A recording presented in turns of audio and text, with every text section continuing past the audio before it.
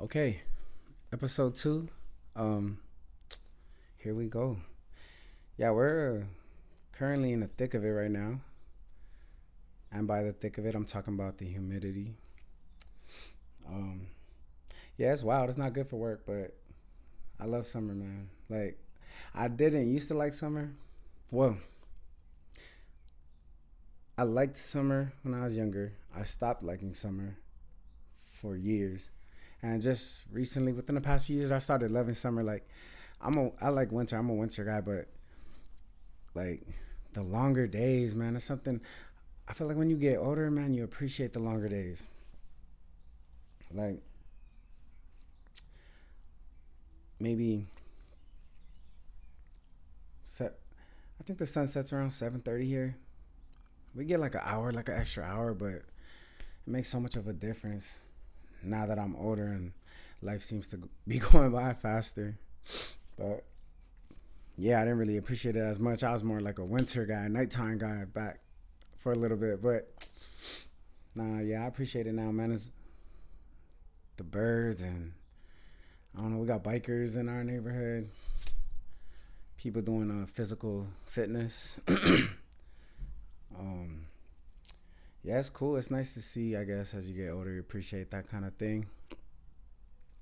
But yeah, but it don't hit like those like elementary school summers. You know, like that last day of school before summer vacation vibe, summer break or whatever. Man, that was like a magical time, really.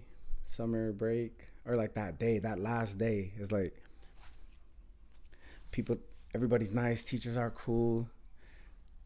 People that never talked to you all year, coming up to you saying, whatever, have a good summer, whatever. That was a cool time. And for me, like personally, I feel like I never really had too much friends in school. And I'm not saying that like a sad thing. Like I just never had that many friends, and I wasn't searching for that many friends or whatever. Just I was just going with the flow. But so like if I had a friend in class, it'd be like it's more like a how can I say this? Not friends with benefits, but it's more like a mutual beneficial type of situation. Like it'd be like I'm not really a popular kid getting picked first to be in people's class groups or teams or whatever in PE. So like if I see another kid like that, we get a little I give him that look, he give me that look or whatever, and we know like okay, you outsider like me, you know what I mean? So when it comes time for a group project or go find a partner or whatever, I know I'm gonna choose this guy and he's gonna choose me because yeah, it's kind of like that. And so at the last day of school, it's not like I'm sad or whatever, It's more like a thank you for helping me get through this year, and we made it, and let's go enjoy our summer vacation until we got to do this all again next year. That's kind of how yeah, that was the time. I remember for like the more popular kids, still happy. They were still happy, but it was a little more. Overall, it was happy, but it was a little more crying, a lot of more hugging. Uh, you know, a lot of yeah. I guess they're gonna miss their friends or something.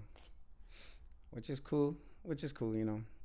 Uh, but yeah, that last day of school, man. Yearbook signings. I remember the yearbook signings. Bro, I signed so many yearbooks. I'm like, people. It's always girls too. Like I know, like yeah. I don't think I ever signed like a guy's yearbook. I don't think they ever ask. I don't think that's a thing a guy would ask just out of a not respect, but maybe like pride or homophobia or something.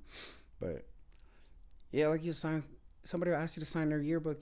Like bro, I didn't talk to you all year, but all right, I got you. So I just write like you know, have a great summer or never change. Follow your dreams or whatever, you know. But yeah, you see some notes in there. As you know, I'm reading mine, looking at some paragraphs that other people write. I'm like, wow, you guys really created some bonds here, you know, which is cool. It's like different experiences, I guess. But yeah, for me, that last day, man, that was a vibe. I couldn't wait to go home and do nothing for. It felt like 3 months. I don't know how long summer vacation was, but summer break. I keep saying summer vacation. We stayed home most of the time, but yeah, it felt like forever back then. But yeah, I remember that the popular kids, man, they was sad to be going, bro. Cause really, really, you never knew. You know, if you had a lot of friends like back then, you you might not even be friends after at the end of summer. You know what I mean? It was like a you didn't know what was gonna happen during that summer. People changed back then. Like I remember one summer, like one of my friends, uh, he came he came back one summer and he was wearing sunglasses. I'm like, oh, you wear sunglasses now? But I guess it was a condition he developed. But yeah, I'm like, damn, people really changed back then. But yeah, man, I remember those. Yeah, I remember those kids sad and crying, and they was gonna miss their friends, man. Now that I think about it, like maybe some of them, maybe this was like the happy place for some people. As crazy as that sounds to me, like as I get older, I feel like I can put myself in their shoes, and maybe for some people, school was like a happy place. Yeah, I don't wanna. I mean, I don't wanna make it that kind of video, but yeah, I don't know. Summer break, man, that was the best. And like I said, we didn't even do nothing. It'd be just me and my brother at home doing nothing. My brother played video games, and I might have hop on the games a little bit, but uh, I mostly remember not doing much. I used to go outside and kill ants, so I'm doing a lot better now. But yeah, it was a fun time. A summer vacation, man. Break, sorry, summer break. Yeah, my brother was that was like my partner in crime, bro. Except we didn't do no crime. We was like Phineas and Ferb. Like you remember that beginning part of Phineas and Ferb before they start building robots and fighting mummies or whatever. Like that first couple minutes where they're just chilling doing nothing. That was us all summer. We didn't do much uh, until high school and sports came around. But yeah, pretty much we'd be chilling in the house until like until you hear mom pull up. Then we're trying to see how fast we can thaw this chicken out. But yeah, it was cool. It was a time. I remember one of my friends. So like I'm not saying I had no friends. I had a couple friends, but this one friend I had, he couldn't he had to go home. He had that rule where like you got to be home at dark or whatever, like as soon as the sun goes down. I guess is I don't know if it was like a superstition or whatever, but yeah, he just had to be home before the sun goes down. We never really had that rule, but man, I got to chill with him for like an extra hour during the summer. Yeah, I miss those days. I mean, I don't want to go back, but I do miss them when I think about it. Oh, I remember one week. I think my brother had just like discovered the recipe for fried rice or something, or he just discovered the not the recipe, but maybe like the technique, or I guess, or he just discovered frying pans and rice put together, and you can make fried rice. So, bro, he started making fried rice. He made fried rice one day, and like, cause my parents they just leave us at home when we were younger, and you know, don't answer the door for strangers and all that. And there's food in the kitchen, so it'd be like hot pockets, maybe like a ham and cheese sandwich or something like that. But man, one day my brother discovered fried rice, bro, and he made like, so that first day it was real basic, rice fried up. I don't even think he had an ingredient on that first day. It might have just been rice, maybe some sesame oil.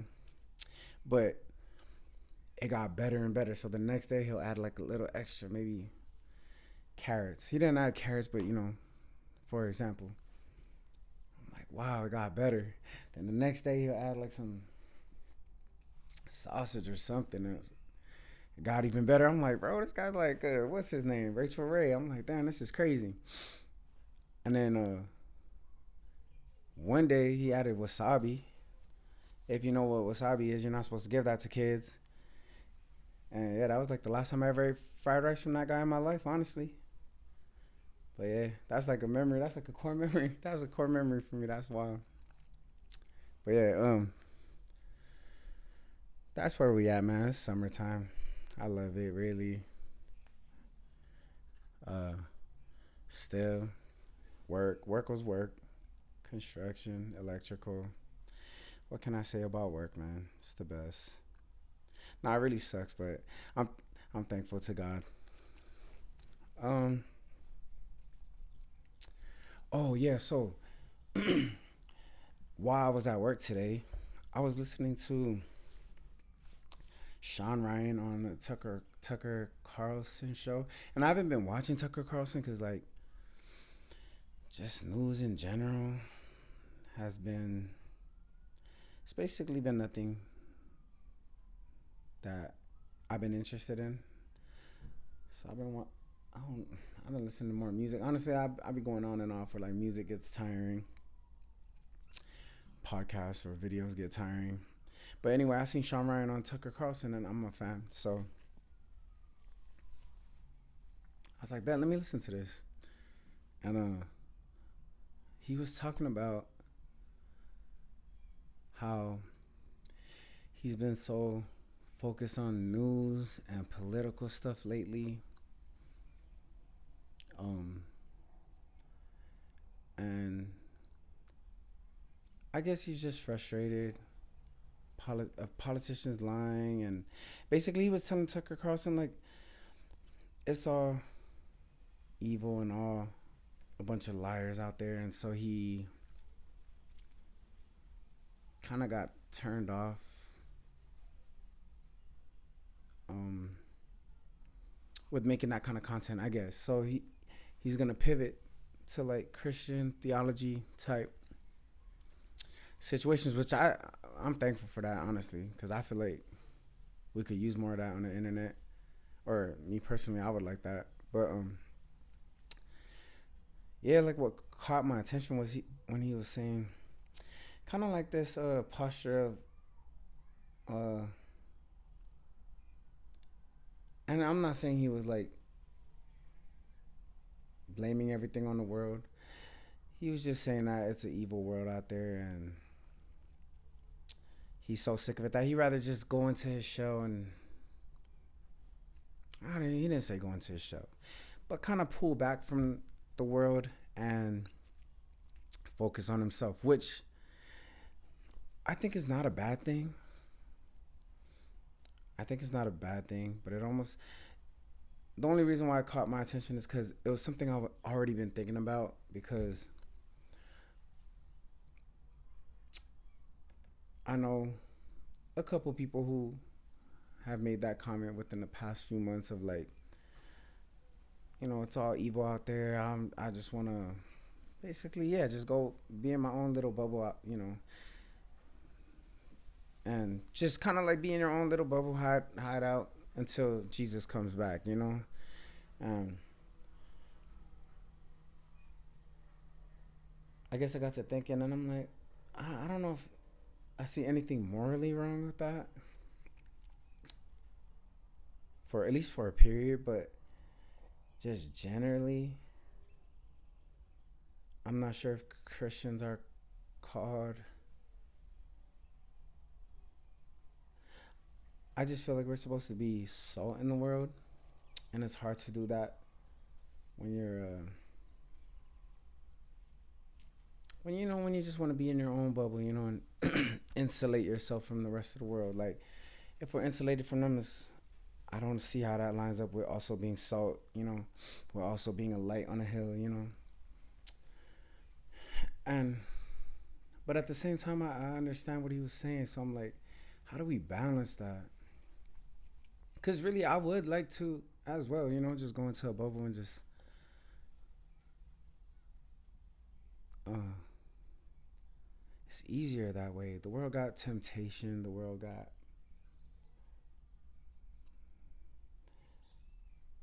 just a lot of stuff that make it hard. And I feel like, yeah, it would be easier if we can go just stay in our little bubble. We'll just go church 7 days a week. Maybe 6 days a week. Sorry. But yeah, I just don't feel like we're called to do that. And um I was thinking, how do you deal with that? And I guess here's what I came up with. Take it with a grain of salt because I'm not a expert on theology or anything, but I feel like if we pull away, it should be to examine ourselves. You know, it shouldn't be. I feel like we shouldn't pull away with a posture of I'm trying to get away from this evil, wicked world. I think we should always examine ourselves. Um, just remind ourselves how evil and wicked we are, and which is what Sean Ryan said he does. And I think if he keeps doing that, it will lead him back out into the world with less anxiety because you examine yourself long enough, you start to realize it almost gets hard to look at other people's sin. Really, it's like the speck and the log. It's like if you examine yourself long enough, you almost don't notice the specks because of the log in your own eye.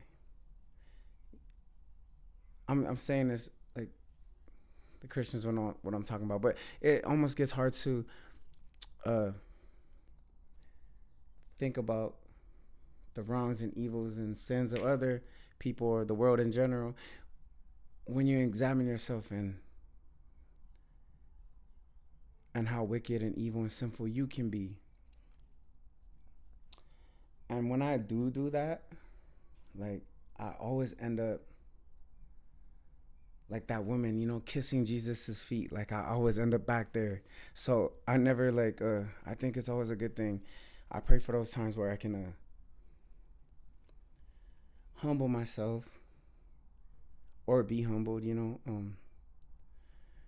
Actually no, humble myself. I would hope God will give me the grace that I can humble myself so he doesn't have to come down and humble me. But anyway, yeah, I always like every time I try to examine myself, I always end up in that position at Jesus' feet, almost ashamed, but kissing his feet because I know, wow, the evil, the wickedness, the sinful nature. And I'm not talking about the wicked, evil, sinful nature I used to have, but the wicked, sinful nature that I still have. I haven't even been sanctified yet. And I'm not even as bad as I once was, whatever it is. But Jesus thought it was, I was good enough to die for. He went to the cross for that. And it just makes you fall flat on your face, really. Kissing his feet, thanking Jesus. And when I do that, I'm able to read the news and not get so frustrated. I'm able to see that somehow we wiped out Iran again, but for the fourth time, but the war's not over, and I don't feel that anxiety. But yeah, basically I'm able to go out into the world and now with a more humble spirit, and it makes it not so bad when you remember how just how much Jesus has done for you, the gospel, really the good news. And not only that, when you end up falling flat on your face in front of Jesus, kissing his feet, thanking him for saving somebody like you, uh, you almost want to go back out. You know what I mean? You almost want to tell somebody, like, I wish they would ask me about this. I wish they would ask me about Jesus so I can tell them uh, why I'm able to be so at peace. But yeah, I just been, and like I said, it only caught my attention what Sean Ryan was saying because it's something I've been thinking about, and I was kind of wrestling with it too, like because I'm the type, like, I like to pay attention to it. I like to pay attention to what's going on. Not so much recently, but every once in a while I do like to check in on what's going on in the world, just out of curiosity. It's just interesting to me.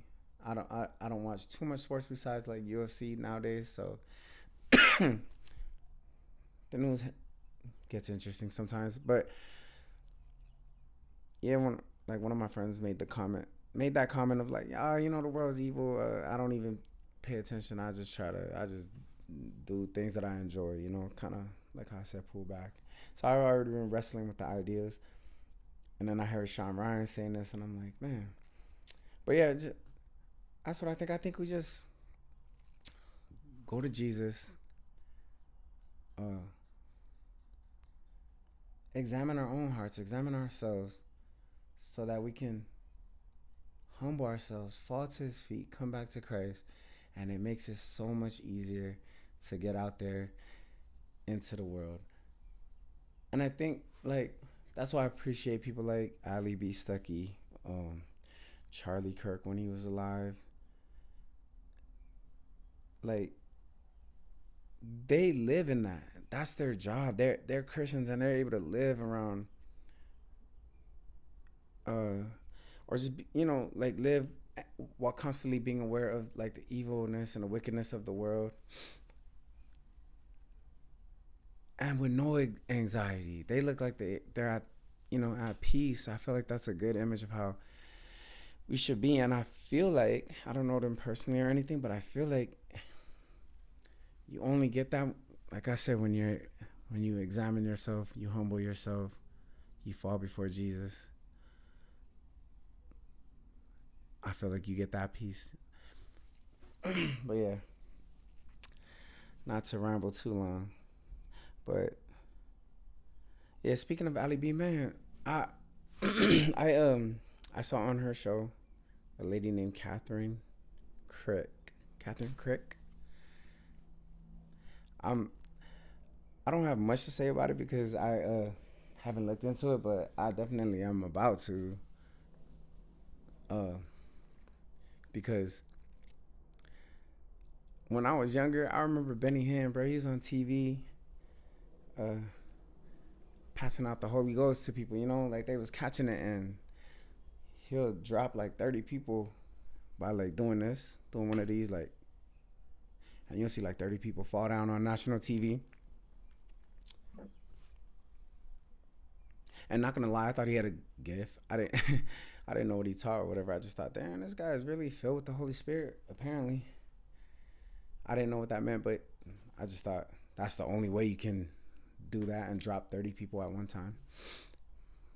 But yeah, apparently she's bringing that back. So, but yeah, I didn't look too deep into her, but I will. I, I'm curious about that type of stuff, man. Like, where did that come from? You know what I mean? When did people start doing that?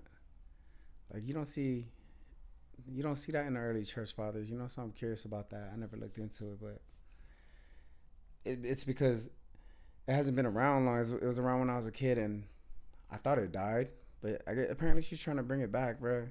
And she got the I don't know, she be casting out demons, or she be saying she be casting out demons. But bro, look up Catherine Crick. She got the what's his name? She got the Kenneth Copeland eyes, bro. You know, I say the eyes don't lie, bro. She got the Kenneth Copeland eyes. I think they got the same eyes. Like she might, yeah. Uh, I don't want to get too negative. I'm more interested in how all of that started. But yeah, man. Uh, About to get this weekend started. Kind of. I'll be down when there's no exciting fights on the weekend. LeBron James went to the 76ers though. That was wild. I'm happy about that. I didn't really care where he went, bro. I'm a Lakers fan. I didn't want him on the team in the first place, personally. Just cause why you want a chip, man? He want a chip for the Lakers during COVID. But I wanted Kawhi at the time. But I was excited when he did come and he won a championship. But now he's with the 76ers. Um I haven't been paying attention to sports, but I'm starting to now. Like I'm starting to get back into it. Well, I started to get back into football maybe like last year, and I started paying attention to basketball towards the ending of this year when the Knicks won. And I'm seeing a bunch of players I never heard of before. So I'm like, 76ers? Man, why would he want to do that? But apparently they have some good players on their team now. Macy, whatever his name is. But yeah, I'm excited to see. And when I say I'm excited for Brown to be gone, just because the Lakers can move on. You know, I want to see the future. Like Luka, Austin Reeves, and the other white guy. But yeah, I'm excited for the basketball season coming up. That was crazy news, LeBron. Other than that, man, chilling. I work tomorrow. I don't have to, but I don't. I don't have to as far as work wise and where the job is at, but financially, I definitely should go in. And yeah, I'm waiting. I'm waiting for that next Ian Gary, man. Ian Gary versus Islam. Let's talk about. Wait, hold up. Let's talk about Ian Gary versus Islam Makhachev. Man, I'm so excited for that. If Islam Makhachev was 6'3" like Ian Gary, I say he washes him. Honestly, skill for skill, he washes him. Because Gary lost to Shavkat, and Shavkat blew out his knee. And I feel like Shavkat has similar skill set to Islam. It's just that Islam is 5'10". I believe Gary's like 6'2" or 6'3". So that's an exciting fight. Skill for skill, hard to tell. But I'm sorry, skill for skill, I believe Islam, but that 5-inch height difference is no joke, and Islam is moving up.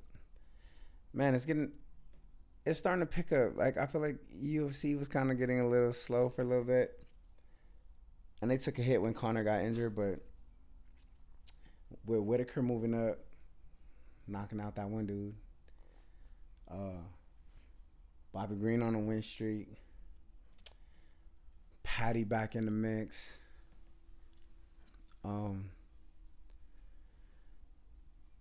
What's up with I don't know what's up with Tom Aspinall, but the rematch with Cyril Gane, that's looking exciting. We're gonna get into that when it happens. Boxing is back, bro. With Dana White, Zuffa, I believe.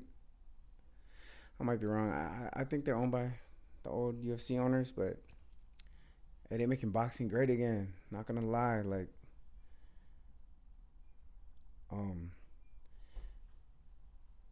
Ryan Garcia versus what's his name coming up? Conor Ben. I'm conflicted about that one, bro, because I always like to go for the American, but I kind of like Conor Ben. I like Ryan Garcia too. Just the antics, but I try not to pay attention. I try not to pay attention to the antics, but he's all over the internet. But I know the antics are antics, and I know they gotta sell the fight. Ryan Garcia is straight business. I like the American in that one, but I won't be mad with a Conor Ben win. I think that I just want to see a good fight, man. Conor Ben is a G. But yeah. Anyways. Oh, I almost forgot. So I wanted to talk about this. I have it in the notes, and I was like, wait, I forgot to talk about it. But maybe like a couple days ago, well, last weekend, I was talking to my brother about furries. Apparently, he's coming across furries, which is like, I guess humans that dress like animals, but like not on Halloween, like you know, like regular days, I guess. And I don't know if they identify as the animal itself or if they like you know, it's just like a, I don't know what it is. I don't know if maybe they identify as the animal or if it's like a, they just like how it looks or whatever it is. But I so I started asking, I not asking. I during lunch or whatever, like one of these lunchtime conversations, um somehow it came up with one of my coworkers, and I was like, just telling them like, man, I don't understand that. You know, like if somebody wants to wear a raccoon tail, I'm really like that. That's cool. Like I seen people, as a fashion thing. But if they are identifying as a raccoon, I'm like, why? Why would a parent allow that in public, or like, why would a kid want to do that? And he kind of said something that was like a eye opening, I guess, because he told me like maybe it's just a thing, like a almost like a persona or something like that, like where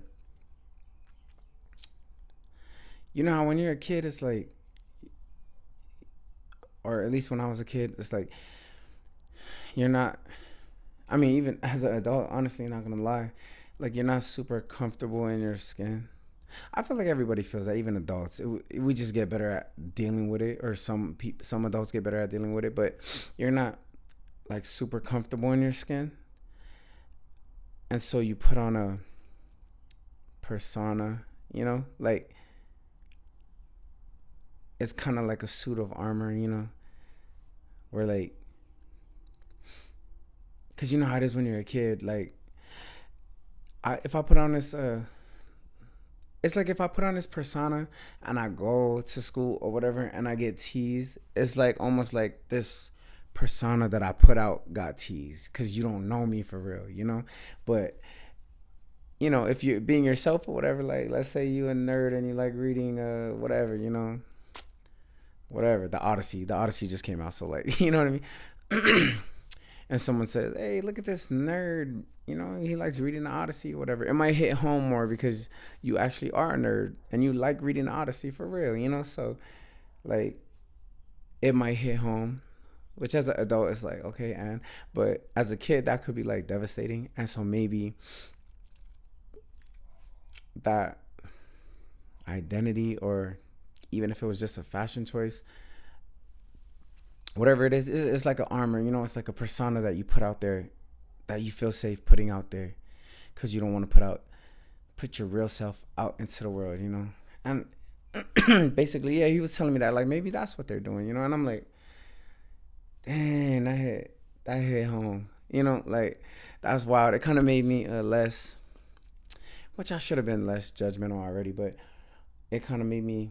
I still think it's wrong, right? Because like you're supposed to teach your kids, but it just hit home and made me more understanding, because I was that same way as a kid. Like as a kid, I was so insecure, but then by the time I got to high school, I kind of had like created a little persona that I'll be embarrassed about now, but I kind of created this little persona that I felt safe bringing to school. You know what I mean? I felt safe putting it on in the morning. I was like some cool guy or whatever. And like, so like for a good example, like how I was saying earlier, I didn't really have a lot of friends or whatever. So I kind of turned that into part of the persona, like I don't really like having friends, which I really don't mind not having a lot of friends, but I made it more, I try to let it be known, I ain't trying to have no friends anyway. But it was like, yeah, just a little thing, just a little, I kind of like, not perfected, but I kind of had worked on it through the years to where when I got to high school, there's like a persona I could put out there that I felt safe that um if someone was to attack it, they're attacking the persona because my real self is not out there. And yeah, it just kind of made me like not appreciate, but yeah, just understand more. But I still think it's wrong, just like how it was wrong of me to act like some tough guy or whatever, because I was a nerd for real. You know what I mean? Like I didn't grow up like I didn't grow up like how my persona grew up. You know what I mean? I grew up chilling. I grew up watching Even Stevens, bro, eating hot pockets, chilling. Like I said, killing ants outside, bro. Like, but yeah, I just thought it was interesting. I'm like, man, okay, I kind of understand, but yeah, I feel you still gotta teach them. You know what I mean? Like I said, just like how it was wrong for me to act like some tough guy or whatever. So people would stop messing with me or whatever in school. It's wrong for you to think you're a turtle or something. You know what I mean? Whatever. Yeah, but it just made me like kind of understand more. And yeah, kind of man, it's kind of sad, bro. Like it's kind of sad when you think about it. But that some kids feel that way. Well, it's not sad. It's because, like I said, adults feel that way. It's sad that they feel that way and they don't know what to do with the feeling, which is why you shouldn't. You should teach them what to do with that. Teach them, hey, it's okay to be yourself. It's okay to be yourself. If they don't like you,